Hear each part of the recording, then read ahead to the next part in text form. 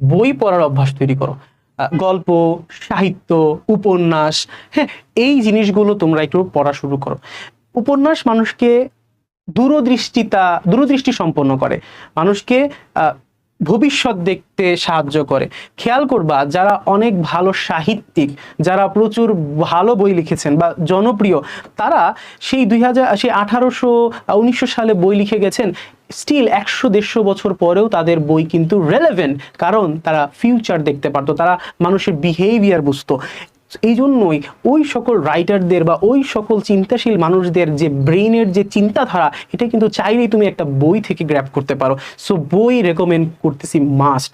Obviously তোমরা এখন আসলে এন্টারটেইনের তো অভাব নাই দুনিয়াতে, আমি বলবো যে বই পড়া একটা ভালো এন্টারটেইনের উৎস। কারণ বই পড়লে যেটা হয়, তোমার যে ফোকাস জিনিসটা, যেটা রিলস দেখতে দেখতে তোমরা নষ্ট করে ফেলছো, ওই ফোকাস জিনিসটা রিগেইন হয়, তোমার গুড ডোপামিন রিলিজ হয়, যার কারণে তুমি বোর্ড ফিল হবে না, তোমার লাইফটা সুন্দর একটা ফ্লোতে চলা শুরু করবে।